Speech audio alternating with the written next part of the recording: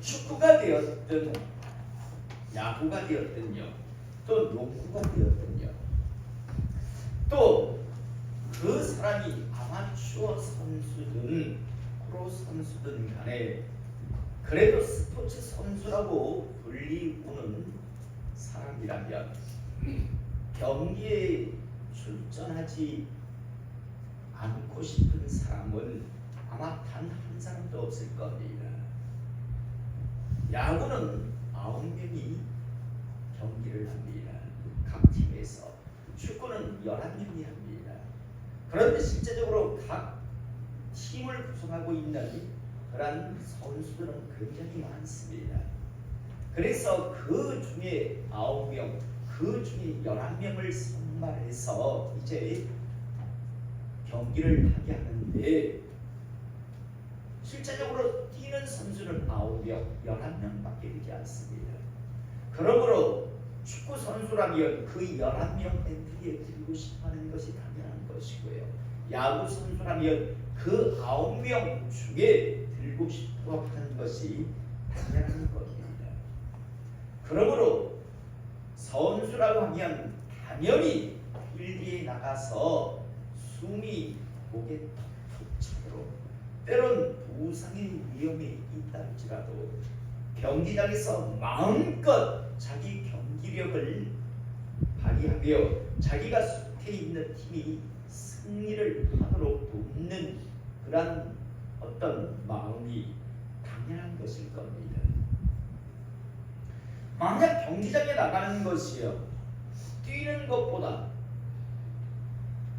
다시 말해서 벤치에 앉아 있는 것을 선수라고 하면서 좋아한다면, 벤치에 앉아 있는 것에 대해서 만족을 느낀다면, 그 사람은 더 이상 그 선수가 어느 종목의 선수인지는 모르겠으나 이제 그 사람은 더 이상 선수 생활을 하면 안 됩니다. 자신을 위해서도 그렇고 그가 속해 있는 팀을 위해서도 그렇고 빨리 이제 은퇴를 하는 것이 맞습니다. 선수라고 하면서요, 경기장에 나가기를 원치 않습니다. 그냥 후보로 벤치에 앉아 있는 것에 대해서 좋아하고 만족을 느낀다면 이제 그 사람은 더 이상 선수 생활을 하면 절대 안 되는 겁니다. 지난 목요일날 저녁에 우리나라와 싱가포르의 월드컵 예선이 축구 시합이 있었습니다. 저는 목요일 집회를 마치고 집에 가서 이제 후반전을 볼 수 있었는데요. TV를 보는 도중에, 경기를 보는 도중에 잠깐 이런 장면이 나오는 것을 보았습니다. 손흥민 선수가요, 두 번째 골을 넣고 막 세레모니를 하니까요. 그 세레모니 하는 손흥민 선수를 보면서 엉덩이가 들썩들썩 거리는 그런 선수가 한 명 화면에 잠시 잡혔습니다. 어떤 선수였는가 하면 황희찬이라고 하는 선수였는데, 여러분, 이 황희찬이라고 하는 선수 역시도 지금 잉글랜드 리그에서 지금 뛰고 있는 축구 선수입니다. 그런데 자기와 함께 영국 프리미어 리그에서 뛰고 있는 손흥민 선수가 골을 넣고, 그것도 두 번째 골을 넣고 막 세레모니를 하니까요, 얼마나 뛰고 싶겠습니까? 그래서 막 엉덩이가 들썩들썩하는 모습이 잠깐 잡혔었습니다. 이런 그의 마음이 감독에게 전달이 되었는지요, 결국 후반전 중반쯤에 이 황희찬이라고 하는 선수도 기용이 되었고요. 결국에는 한 골을 넣고요, 아주 거만한 표정으로 아주 보란듯이 자신도 세레모니를 하는 것을 보았습니다. 저는 그 사람의, 그 선수의 그 모습을 보고요, 그래, 축구 선수라면 저래야지. 축구 선수라면 당연히 저렇게 뛰고 싶어야 하고, 또 운동장에 공격수로 나갔다면 골을 넣고 싶어하는 것이 당연한 것이고, 골을 넣었을 때는 저렇게 당당하게 날 한번 봐달라고 저렇게 세레모니를 하는 것, 저건 선수로서 아주 지극히 당연한 모습이다라는 그런 생각을 저는 하게 되었습니다.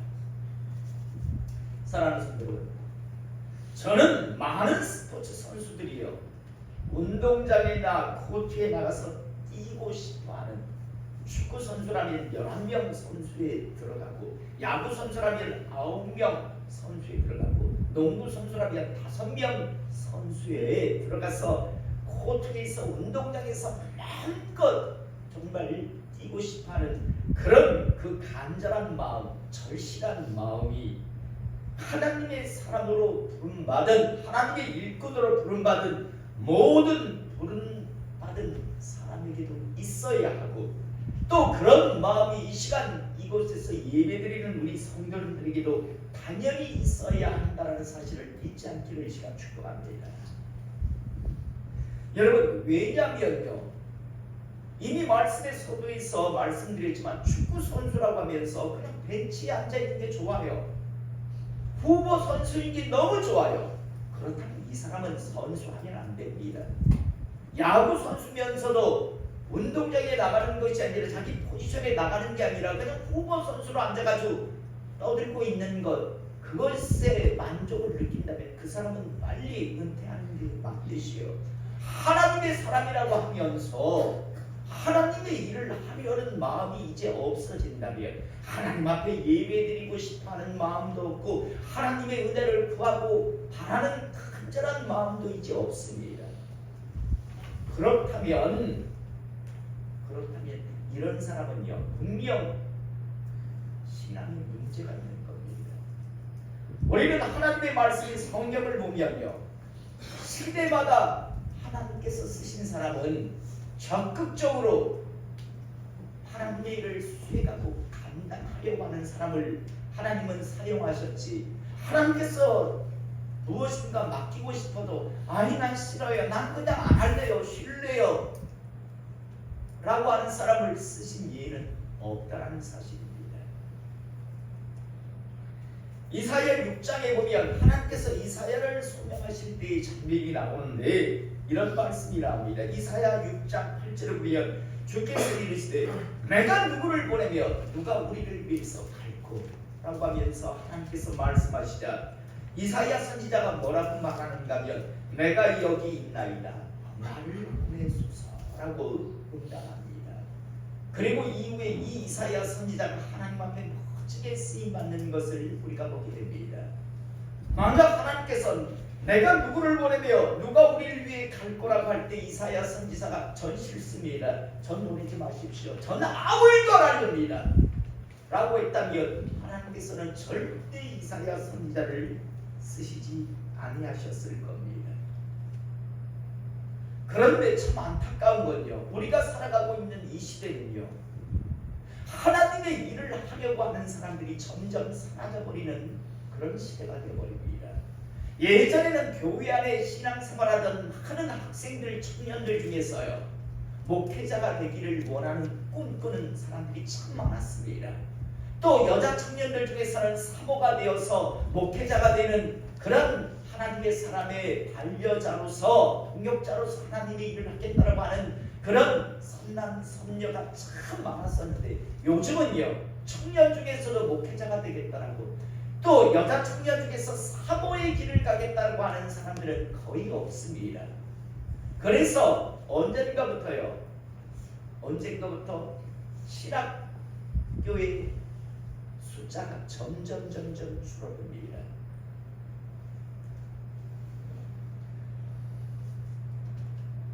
저희 때 신대원에 갈 때 15수의 사람도 있었고 10수, 7수, 5수도 했었습니다. 그래도 끝까지 신대원에 가서 지금 목회자가 되는 사람들이 참 많습니다. 그런데 요즘은 이단입니다. 겨우 정원을 채우거나 대부분의 신학대학원은 한 이단입니다. 또 그렇게 신학대학원에 들어간 사람들 중에서 전도사 사역을 하는 부교역자가 되어서 하나님의 교회에서 장차 자기가 담임 사역자가 되었을 때, 하나님께서 자기에게 맡겨주었을 때 하나님의 일을 하겠다라고 하는 사람들은 거의 없습니다. 거의 대부분 뭘 하는가 하면 오토바이 배달을 합니다.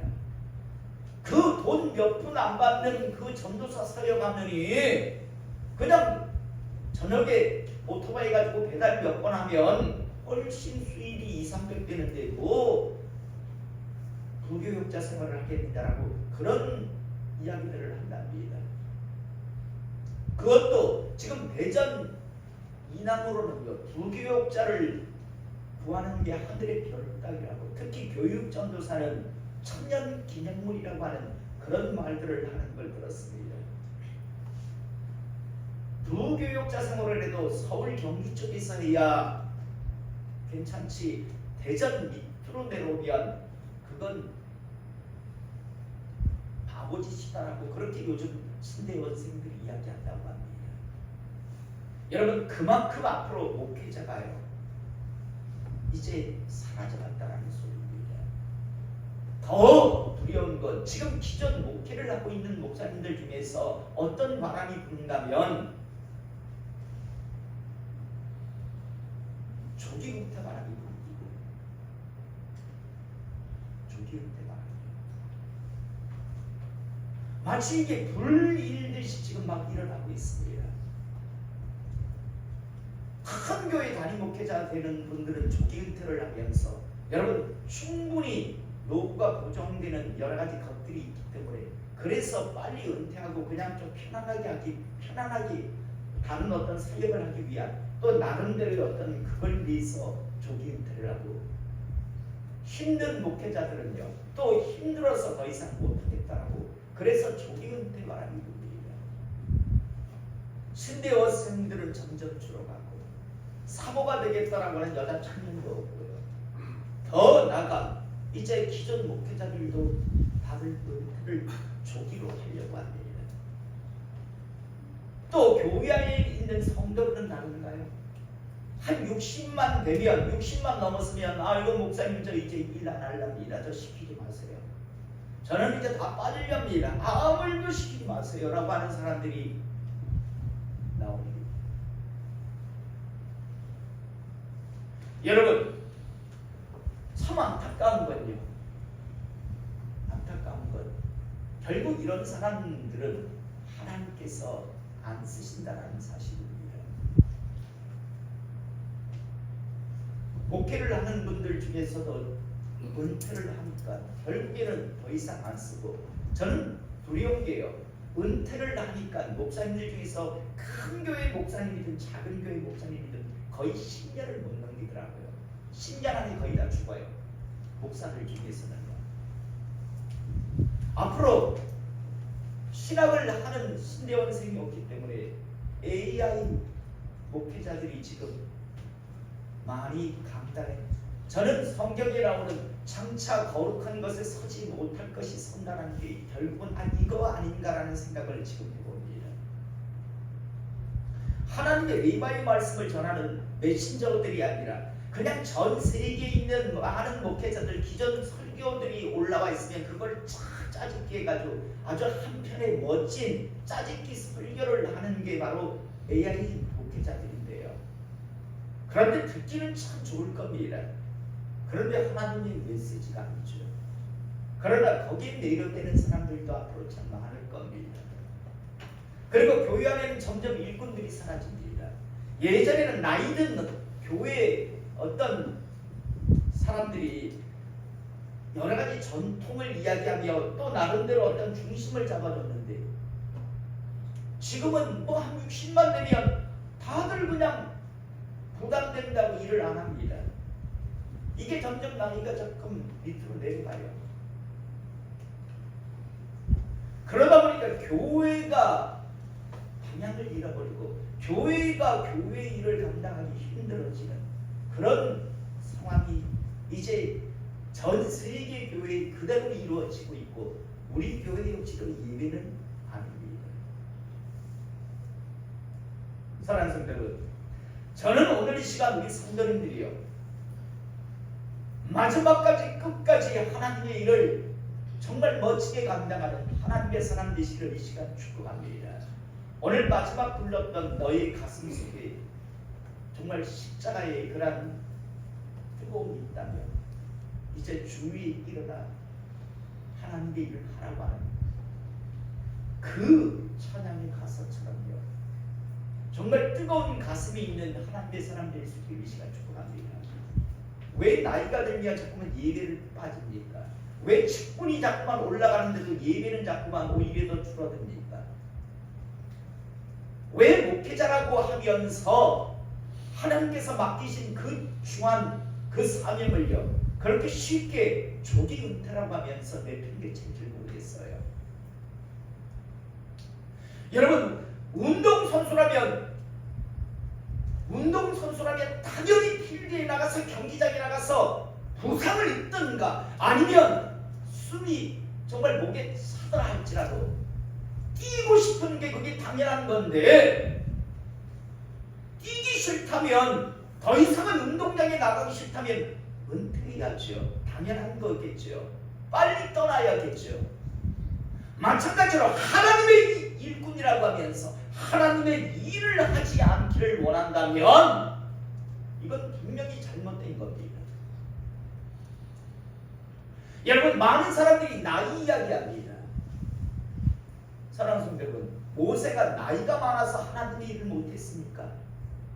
오늘 우리가 읽은 본문 말씀에 보면 모세가 죽을 때 그의 눈이 흐리지 아니하였고 기력이 쇠하지 아니하였다라고 이야기합니다.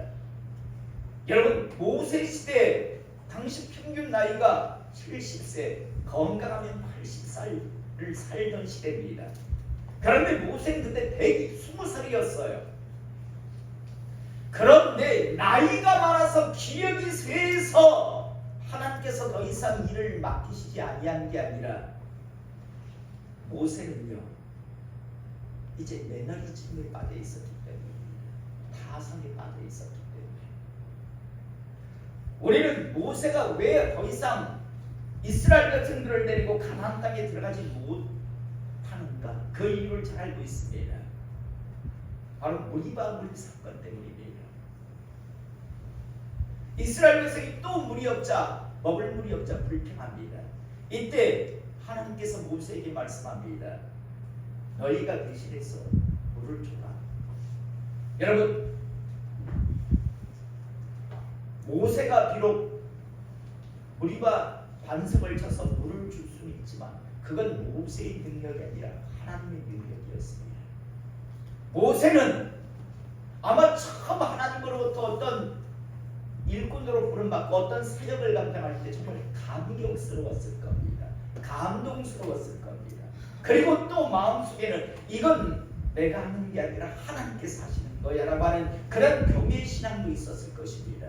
그런데 한 40년 사역을 하고 나니까요 이제 그냥 사역에 대한 어떤 감동, 감격 이런 것들이 결국은 상실한 것 같습니다.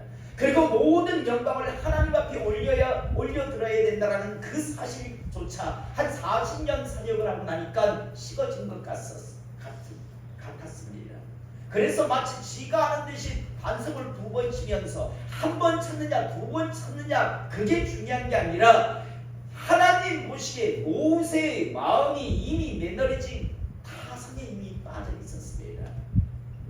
그래서 하나님께서는 모세야 여기까지만 너는 일을 하자라고 하시면서 이제 새로운 일꾼을 세우라고 하시는 것을 믿어보게 됩니다. 다르게 표현하면 더 이상 하나님의 일을 함에 있어서 감당함에 있어서 감동도 없고 감격도 없고 목적도 없고 방향도 잃어버린 겁니다. 그래서 하나님께서는 모세를 거기까지 나이가 너무 많아서 늙어서 안 쓰신 게 아니라 하나님을 향한 열정, 방향을 잃어버렸기 때문입니다. 그래서 하나님은 모세를 거기까지만 쓰게 하시는 것을 우리는 보게 됩니다. 사랑하는 성도 여러분, 저는 오늘 이 시간 우리 성도들의 마음이 아직 하나님 안에서 젊고 뜨겁기를 이 시간 소원 축복합니다.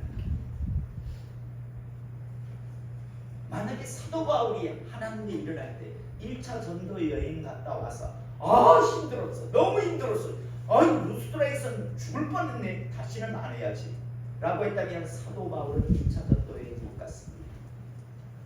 그 어려움 속에서도 그 고통, 그 힘듦 속에서도 다시 2차 하나님의 전도 여행을 준비하니까 하나님께서는 보증하십니다. 또 2차 때 갔다 오니 또 3차 때 하나님께서 준비시켜 주시고 그리고 로마까지 보내주시는 걸 보게 됩니다. 그런데 만약 바울이 이번 여행이 너무 힘들었어. 난 여기까지만 할래. 이제 안 할래. 왜 나만 해야 돼? 라고 했다면 거의 1차 전도 여행을 마치고는 거기서 끝냈을 겁니다. 2차, 3차 로마 어떤 일도 없었을 겁니다. 그런데 바울에게는 끊임없는 뜨거움이 있었고 열정이 있었습니다. 그래서 하나님은 계속해서 하나님의 일을 감당할 수 있었습니다. 세상 말에 이런 말이 있습니다. 노인 같은 청년이 있고 청년 같은 노인이 있더라고 합니다. 여러분 이건 신앙 안에서도 동일하게 적용이 된다고 생각합니다. 하나님 안에서 비전과 꿈을 꾸고 있는가? 이미 하나님 안에서 비전과 꿈을 잃어버렸는가? 하나님의 일을 하는 것에 대한 감동과 감격을 가지고 있는가? 이제 더 이상 하나님의 일을 하는 것에 대한 감동과 감격, 그 중요성을 이제는 잃어버렸는가? 이게 바로 나이가 많아서 노인이 아니라 비전과 꿈을 잃어버렸기 때문에 이제 하나님에 대한 열정을 상실해버렸기 때문에 그리스도 안에서 노인인 것이고, 만약 나이가 많아도 하나님 안에서 그걸 품고 있다면 얼마든지 그는 그리스도 안에서 청년의 사역을 감당할 수 있습니다. 오늘 이 시간 저는 묻고 싶습니다. 여러분 속에는 그런 열정, 그런 뜨거움, 그런 하나님의 일을 하는 것에 대한 감격과 감동이 있습니까? 아니면 완전히 다 식어버려서 이제 그리스도 안에서 노인네 뒷방 늙은이에 불과합니까? 모세는 나이가 120세 늙어서 하나님의 일을 더 이상 맡기지 아니하셨습니다. 맡을 수 없었던 게 아닙니다. 매너리즘에 빠져 있었어요. 하나님의 일을 함에 있어서 감동도 감격도 없고 또 그 자기의 사역에 온전히 하나님 앞에 영광을 올려드려야 한다는 그런 것도 이제는 잃어버리고 있었기 때문에 하나님은 모세를 거기까지만 쓰시고 이제 봐라, 앞으로 너의 다음 세대가 이제 들어가서 살 곳이 바로 이곳이다라고 하면서 보여주시는 게 오늘 우리가 읽은 본문의 말씀입니다. 그러나 오늘 여러분들에게 전하고 싶은 것은 모세는 눈이 어두워서 기력이 없어서 너는 더 이상 늙어서 주의 일 감당 못한다, 여기까지만 해라가 아니라 바로 모세는 하나님을 향한 열정이 사라져버렸기 때문에, 뜨거움을 상실해버렸기 때문에 무엇을 자기가 하고 있는가에 대한 것을 이제 망각했기 때문에 더 이상 쓸 수 없었던 것이 모세라는 것을 오늘 우리가 오늘 말씀을 통해서 기억하시며, 저도 마찬가지고 우리 성도님들도 마찬가지고요. 하나님 앞에 쓰임받느냐 쓰임받지 못합니까? 더 이상 하나님 앞에서 더 열정적으로 일할 수 있는가? 아니면 이제 2024년이 마지막이 될 것인가?